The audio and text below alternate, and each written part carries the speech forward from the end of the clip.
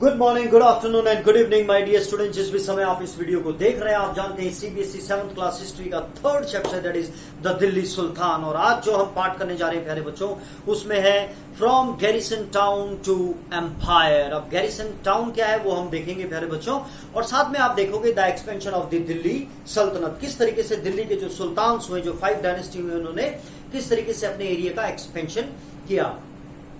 प्यारे बच्चों, गैरिसन जो है, गैरिसन क्या होता है पहले हम उसको समझ लेते हैं क्या होता है। गैरिसन ग्राउंड, मैं आप ग्राउंड बोल रहा हूं, नॉट टाउन। गैरिसन ग्राउंड जो मैंने 2005 में नेशनल कैडेट को एनसीसी के तहत मैंने रिपब्लिक डे, जो भारत का सबसे बड़ा कैंप होता है, वो मुझे अटेंड करने का मतलब मौका मिला था 2005 में। और उसमें जितने भी एनसीसी कैडेट्स होते हैं पूरे इंडिया से, उनको दिल्ली में ठहराया जाता है दिसंबर से लेकर 26 जनवरी तक उनकी वहीं पे प्रैक्टिस होती है। तो वो जो ग्राउंड है जहां पे उनको ठहराया जाता है, उसको बोलते हैं गैरिसन ग्राउंड। अब गैरिसन का मतलब अब आप थोड़ा और इजीली समझ जाएंगे कि गैरिसन वो एक जगह होती है जो चारों तरफ से ऊंची ऊंची दीवारें होती है और वहां पे सैनिकों का ही रहन सहन होता है, यानी कि सैनिकों के लिए होती है। तो गैरिसन में मतलब सैनिक ज्यादा होते हैं, है ना, तो उनकी देख रेख में रहता है। तो जो दिल्ली के सुल्तान थे वो गैरिसन टाउन से किस तरीके से उन्होंने एम्पायर की तरफ उन्होंने कूच किया। तो ये जो शुरुआती, जो अर्ली 13th सेंचुरी थी, उस समय जो सुल्तान थे वो गैरिसन टाउन्स के अंडर में कहीं ना कहीं अपने आप को सेफ समझते थे, क्योंकि अगर वो बाहर जाएंगे या कुछ ऐसा करेंगे तो वो वहां पे सेफ नहीं है, क्योंकि उनके सैनिक पूरे के पूरे मूव करने पड़ेंगे। तो उनका जो किलेबंदी वाला एरिया है वो कहीं ना कहीं खतरे में आ जाता है। तो इस वजह से वो लोग एक्सपेंशन नहीं करते थे बाहर की तरफ, शुरुआती वाले। अब हम इसमें देखेंगे प्यारे बच्चों कि किस तरीके से, जो हमने जैसे शुरुआती दौर में देखा कि ये लोग अपने गैरिसन से बाहर निकलना इतना पसंद नहीं करते थे, रेयरली दे गो आउट। अब यहाँ पे एक दूसरी टर्मिनोलॉजी और आपको समझिए, दैट इज हिंटरलैंड। हिंटरलैंड का जब आप लिटरली मीनिंग अगर मैं लेमैन लैंग्वेज में आपको समझाऊं तो आप समझे मार्केट। जैसे हम क्या है कि हिंटरलैंड मतलब मार्केट। अगर हम आज भी देखें तो हमारा जो मेन किसी भी शहर का रेलवे स्टेशन या बस स्टैंड होता है, उसके आसपास एक बहुत बड़ा मार्केट होता है जहां पे काफी गुड्स एंड सर्विसेज हम इजीली ले लेते हैं। अगर हम आज के संदर्भ में बात करें उस समय, क्योंकि यानी कि इसको आप मार्केट ही समझे, हिंटरलैंड मतलब मार्केट। लेकिन जब हम इसकी डेफिनेशन देखते हैं तो उसको हम कैसे देखेंगे। हिंटरलैंड वो जगह होती है जो सिटी के एडजेसेंट होती है, यानी कि सिटी के साथ में होती है, ऑब्वियस सिटी के साथ में ही होगी, या फिर पोर्ट्स में, पोर्ट्स के आसपास होती। पोर्ट्स क्या होते हैं, जो बंदरगाह, यानी जहां पे शिप्स आती हैं जाती हैं। और हम दिल्ली सल्तनत की बात करें, उस समय एरोप्लेन, ट्रेन्स वगैरह थी नहीं थी, जो ट्रेड होता था वो सी रूट से ही होता था। तो हिंटरलैंड बेसिकली जो है या तो पोर्ट्स या फिर एडजेसेंट टू सिटीज, उनको हिंटरलैंड बोलते हैं, जहां पे गुड्स एंड सर्विसेज का आदान प्रदान होता है। अब हम देखते हैं प्यारे बच्चों कि आपकी बुक क्या कहती है, राइट, ताकि हम इसमें फिर साथ साथ में हम दोनों चीजों को मैं एक्सप्लेन भी मैं करता रहूं और बुक भी आपकी कोई चीज मिस ना हो। In the early 13th century the control of the Delhi sultan rarely went beyond heavily fortified town occupied by garrisons. यानी कि बहुत कम ऐसा हुआ है कि अपने गैरिसन को छोड़ के उन्होंने कहीं बाहर की तरफ मतलब हमला करने की या कुछ ऐसा सोचिए, क्योंकि वहां पे they are feeling themselves safe. The sultan seldom control the hinterland. Hinterland मतलब समझ में आ गया, सेल्डम मतलब कभी कभार ऐसा होता था कि वो हिंटरलैंड पे कंट्रोल कर लेते थे जो उनके गैरिसन से बाहर होता था, राइट। तो अब हिंटरलैंड पे वो कंट्रोल मतलब रेयरली करते थे, बहुत कम, लेकिन उनको अपनी जो वहां पे सैनिक हैं उनकी तनख्वाह देनी है या उनकी सैलरी देनी है, तो या जो वहां पे लोग रह रहे हैं उनका फूड सप्लाई वो कैसे वो करते थे। तो उसके लिए वो बेसिकली डिपेंड करते थे जो भी उनके पास ट्रेड होता था, या जो उनको गिफ्ट्स मिलते थे, ट्रिब्यूट मिलते थे, या फिर लूट मार पर, प्लंडर पर, ठीक है। The sultan seldom control the hinterland of the cities and were therefore dependent. और इस वजह से वो किस चीज पर डिपेंडेंट थे, अपॉन ट्रेड, ट्रिब्यूट और प्लंडर। प्लंडर यानी लूट मार, फॉर सप्लाईज, यानी जो भी उनको इंटरनल जो चीजें चाहिए होती थी सप्लाई, उसके लिए वो लूट मार पे, ट्रेड पे या फिर ट्रिब्यूट पे ही मतलब संतुष्ट होना पड़ता था।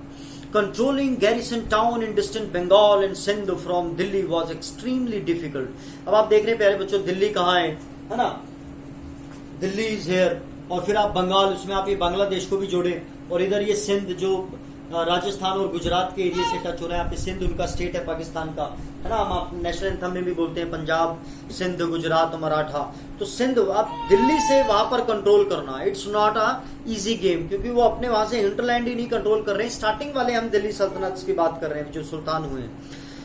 वॉज डिफिकल्ट, रेबेलियन, रेबेलियन यानी जो विद्रोही है, war, even bad weather could snap fragile communication route, communication routes यानी कि जो भी अगर वो बंगाल की तरफ कर भी रहे हैं या दूर कर रहे हैं, तो उसमें क्या है कि एक तो रेबेलियन का बहुत डर रहता था। रेबेलियन किनका? जो अपने ही लोग हैं। मान लो मैं सुल्तान हूं, तो मेरे जो गवर्नर्स हैं, जो मैंने उनको अलग अलग एरियाज दिए हुए, तो हो सकता है अगर उनको ये पता चले कि मैं कमजोर हो गया हूं, मैं अगर मेरी स्थिति कमजोर हो रखी है, मैं वीक पड़ रहा हूं, तो वो उसी समय मेरे ऊपर मतलब तख्ता पलट करने के लिए कोशिश करेंगे, यानी कि मेरा राज्य भी अपने में मतलब खुद को एज अ सुल्तान घोषित कर देंगे। तो प्यारे बच्चों, जैसे हमने समंताज में भी देखा था, समंताज, और फिर उन्होंने अपने आप को इंडिपेंडेंट भी घोषित कर देते थे। तो Delhi authorities was also challenged by Mongol invasion from Afghanistan. और आपको पता है प्यारे बच्चों, जो मैंने अभी आपको बताया, उनको जो डर रहता था रेबेलियन का, ये अफगानिस्तान है, यहां से भी उनको डर रहता था, जो मंगोल है इन्वेजन कर सकते हैं। और साथ में जो इनके खुद के गवर्नर्स थे, यानी जो सूबेदार थे, उनका भी उनको कहीं ना कहीं डर था कि भाई अगर वो उनको पता चल गया कि हम इस समय नाजुक पड़ रहे हैं, तो वो हमारे ऊपर अटैक कर देंगे। तो इन सिचुएशन को रेयरली वो लोग संभाल पाते थे। Sultan weakness, Afghanistan and by governors who rebelled at any sign, किसी भी अगर उनको निशान मिल गया of the sultan weakness, the sultanate barely survive this challenges, यानी कि ये मतलब शायद ही वो उसको संभाल पाती है इसी सिचुएशन को। It's expansion occurred during the reign of Ghiyasuddin Balban, यानी कि दास, उसमें जब हम देखते हैं तुर्किश, अर्ली तुर्किश में, फिर अलाउद्दीन खलजी, जब हम खलजी में देखते हैं, और फिर मोहम्मद तुगलक। ग्यासुद्दीन तुगलक के बाद हमने मूफी जो देखा था ना, मुंह से मोहम्मद तुगलक, इन्होंने एक्सपेंशन बहुत ही जबरदस्त तरीके से किया। अब हम देखेंगे, क्योंकि आप 7th में ये चीज पढ़ रहे हैं, तो बहुत ही आपको बेसिक चीजें बताई जा रही है। तो हम एज अ कॉमन अब हम देखेंगे जो दिल्ली सुल्तान थे, इन्होंने क्या क्या किया इंटरनल फ्रंटियर पर, यानी कि जो उनके अंदर की जो सीमाएं हैं, जो जहां पे उनका साम्राज्य है, इंटरनली उन्होंने क्या किया। दूसरी चीज हमने देखेंगे कि एक्सटर्नली उन्होंने क्या क्या किया, यानी इंटरनल फ्रंटियर पे हम देखेंगे और साथ में एक्सटर्नल फ्रंटियर पे देखेंगे। बहुत इजी है, बहुत इंटरेस्टिंग है। आप जब देखेंगे, फ्रंटियर का मतलब होता है सीमाएं, है ना, यानी कि जो अंदर की सीमाएं, भीतरी सीमाएं, और जो बाहर की जो सीमाएं हैं, उनके ऊपर उन्होंने क्या क्या किया। इसमें जब आप देखेंगे तो प्यारे बच्चों, मैं आपको बुक के तहत ही बता देता हूं। The first set of campaign along the internal frontier of the Sultan aimed at consolidating the hinterland of the garrison town, यानी गैरिसन टाउन के नजदीक जितने भी हिंटरलैंड्स हैं, उन सबको अपने कंट्रोल में करना, उनका एकीकरण करना। कंसोलिडेटिंग का मतलब होता है एक करना, एकजुट करना, एकीकरण करना। यानी पहला काम वो क्या किया उन्होंने इंटरनल फ्रंटियर पे, कि जितने भी हिंटरलैंड थे उनका कहीं ना कहीं एकीकरण किया। दूसरा इन्होंने इंपॉर्टेंट जो काम किया, जो दिल्ली, जो गंगा और यमुना के बीच का जो एरिया है, उसको बोलते हैं दोआब। दो का मतलब होता है टू, आब का मतलब जल, यानी दो नदियों के बीच का जो है, यानी कि इसको गंगा और यमुना के बीच में जितने भी फॉरेस्ट थे, उन फॉरेस्ट को उन्होंने कटवाया, राइट, क्योंकि वो भी उनके मतलब एरिया में आ गए, उनके इंटरनल फ्रंटियर पे। कटवाने के बाद वहां जो, अब जब फॉरेस्ट को आप कटवाएंगे तो वहां पे कुछ हैबिटेंट्स रहते होंगे, वहां पे जो आदिवासी लोग हैं, जो हंटर गैदरर्स हैं, या जो पेस्ट्रोलिस्ट हैं। पेस्ट्रोलिस्ट क्या होता है, जो अपने साथ बहुत सारे आपने देखे होंगे झुंड लेके चलते हैं, जिनको हम बोलते हैं चरागाह, है ना। वो जो लोग हैं उनको भी कहीं ना कहीं डिस्प्लेस किया, और वो जो फॉरेस्ट को जब क्लियर करके जब वो लैंड में कन्वर्ट होगी, तो वो लैंड किसको दे दी गई, पीसेंट्स को दे दी गई, ताकि वो एग्रीकल्चर को एंकरेज कर सके। ना सिर्फ ये किया उन्होंने, बल्कि उनकी प्रोटेक्शन के लिए, या अपने जो वहां पे ट्रेड कर रहे हैं उसकी प्रोटेक्शन के लिए, उन्होंने वहां पे फोर्टिफाइड यानी कि किलाबंदी, वहां पे मतलब उसकी किलाबंदी की for the protection of trade, और साथ में नए टाउन्स को भी स्टैब्लिश किया, राइट। ये हम देखेंगे इंटरनल वाले में। सेकंड जो है, during this campaign forests were cleared in the Ganga Yamuna doab and hunter gatherers and pastoralist. Hunter gatherer Adivasi आप कह सकते हैं, वनवासी, एक्सपेल्ड यानी कि उनको भगा दिया गया फ्रॉम देयर हैबिटेट, यानी जहां पीढ़ियों से वो लोग रह रहे थे उनको भगा दिया गया। These lands were given to peasants यानी फार्मर, किसान, एंड एग्रीकल्चर वाज एनकरेज्ड, और एग्रीकल्चर को एनकरेज किया गया। न्यू फोर्ट्रेसेस यानी कि वही किले, है ना, जैसे लाल किला है। New fortresses and towns were establish to protect trade routes, यानी कि जो भी वहां पे ट्रेड रूट्स थे या जो ट्रेड हो रहा था उनको सेफ गार्ड करने के लिए उन्होंने फोर्टिफाइड किया, फोर्ट्रेसेस बनाए वहां पर, और साथ में टाउन्स को स्टैब्लिश किया, and to promote regional trade. The second expansion, अब आप देखेंगे जो बाहरी सीमा है, बाहरी सीमा में आपको पता है कि हर व्यक्ति ये चाहता है कि उनकी टेरिटरी एक्सपेंड हो। तो एक्सटर्नल में यानी उन्होंने मिलिट्री एक्सपीडिशन ही किया होगा। जैसे आप देखेंगे अलाउद्दीन खिलजी, पद्मावत आपने मूवी देखी है, किस तरीके से आप ये अलाउद्दीन खिलजी का आप टाइम पीरियड देख रहे हैं, कहा इन्होंने वेस्ट में, पूरा ईस्ट में या साउथ में थंजावुर तक वो पहुंच गए, उरैयूर थंजावुर।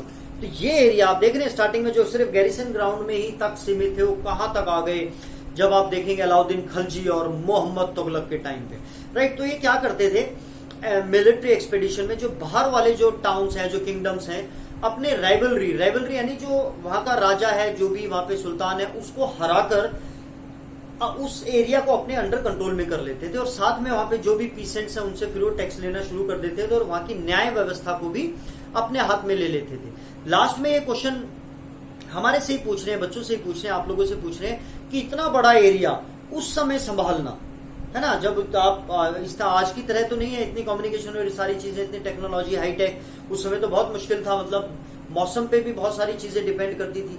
ये कैसे वो लोग कंट्रोल करते थे? अब हम देखते हैं एक्सटर्नल में उन्होंने क्या क्या किया, आपकी बुक क्या कहती है। By the end of Muhammad Tughlaq reign, 150 years after somewhat humble beginning, the armies of the Delhi Sultanate had marched across a large part of the subcontinent. देखा ना, ये जो मैंने अभी आपको मैप दिखाया, तो उसके बाद उन्होंने जो सिर्फ गैरिसन ग्राउंड में रहते थे, वो अब कहीं ना कहीं जो है उन्होंने एक लार्जर पार्ट ऑफ सब कॉन्टिनेंट पर अपनी मिलिट्री को मार्च किया। They had defeated rival आर्मीज, rival मतलब प्रतिद्वंदी, जो उनके दुश्मन है आप ये कह सकते हैं, एंड सीज्ड सिटीज, और उनकी जगह को अपने अंडर कंट्रोल में कर लिया। The sultanate collected taxes from the peasantry and dispense justice in its realm, यानी कि अपने साम्राज्य के अंडर में जो अब उनका हो गया, वहां पे न्याय व्यवस्था को, और वहां पे टैक्स भी वो पीसेंट से लेते थे। आपको पता है एग्रीकल्चर ही एकमात्र उस समय जो मेन जो रेवेन्यू का सोर्स होता था, तो वही था। But how complete and effective was it's control over such a vast territory, लेकिन वो इतनी बड़ी में किस तरीके से वो कंट्रोल करते थे, तो ये हमारे लिए क्वेश्चन मार्क है, मतलब कितना बखूबी उन्होंने किया होगा। अब आप यहां देखेंगे प्यारे बच्चों, एक चीज मैंने बीच में थोड़ी सी स्किप कर दी है, let's now continue, Mohammad Tughlaq वाला कर दिया। The second expansion, I am very sorry प्यारे बच्चों, बट ठीक है, द सेकंड एक्सपेंशन, जो सेकंड एक्सपेंशन यानी जो एक्सटर्नल वाली है, क्योंकि मैं अभी वही देख रहा था कि यहाँ पे जो एक बड़ी इंटरेस्टिंग चीज थी वो नहीं आई है। The second expansion occurred along the external frontier of the Sultanate. Military expedition into southern India started during the reign of Alauddin Khilji and culminated का मतलब होता है चरम पर, यानी हम कहते हैं ना कि विराट कोहली अभी अपनी मतलब चरम पर है, बहुत अच्छे रन बना रहे हैं ना, तो अब उनका डाउनफॉल होगा जैसे जैसे उम्र बढ़ रही है। तो दिल्ली सल्तनत का जो राइन, जो एरिया एक्सपेंशन था, वो चरम पर कहां पहुंच गया? अलाउद्दीन के बाद मोहम्मद तुगलक तक, right? With Muhammad Tughlaq, in their campaign, Sultanate army captured elephants, horses, slaves and precious metal. आपने देखा है प्यारे बच्चों, पद्मावत मूवी देखी है आपने, उसमें अलाउद्दीन खिलजी को एक वो मलिक काफूर स्लेव, और यहाँ पे स्लेव्स का बहुत बड़ा एक रोल है। तो यहाँ जो भी वो टेरिटरी एनेक्स करते थे, यानी अपने साम्राज्य में मिलाते थे या जीतते थे, उसके बाद वहां से जितने भी हॉर्सेज हैं, क्योंकि उस समय हॉर्स ही जो सेना के पास होता था, है ना, टू फास्ट मूवमेंट, या एलिफेंट्स, है ना, और स्लेव्स के ऊपर आप देख रहे हैं कि स्लेव एक पूरी डायनेस्टी भी है ना। तो जो मोहम्मद गौरी है, उनकी जो कोई संतान नहीं थी, जैसे मैंने आपको बताया, तो स्लेव्स का एक यहाँ पे इंपॉर्टेंट वो है, और साथ में प्रीसियस मेटल को अपने साथ में वो ले जाते थे। फिर आपको जो हमने अभी ये इससे पहले पढ़ा था, इसमें आप देखेंगे प्यारे बच्चों कि स्टार्टिंग जो इसकी हुई थी, जो गैरिसन ग्राउंड में जो फिक्स थे कहीं ना कहीं, वो अब उन्होंने एक लार्जर पार्ट पे अपना एक्सपेंशन करना शुरू कर दिया, और जब वो जिस भी जगह को अपने अंडर में कर रहे थे, तो वहां पे न्याय व्यवस्था और टैक्स लेने का काम उन्होंने शुरू कर दिया।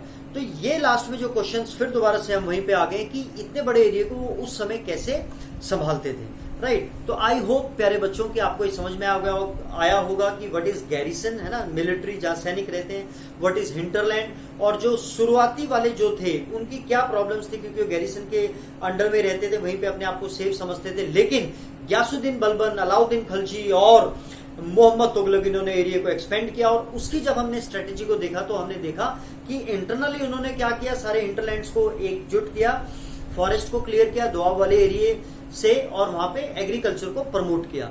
एक्सटर्नल में आप देखते हैं कि उन्होंने एक्सपेडिशन किए, जो कि अलाउद्दीन खिलजी ने आपने जैसे मैप में भी देखा, और मोहम्मद तुगलक के टाइम पे तो ये बिल्कुल ही चरम पर पहुंच गया था।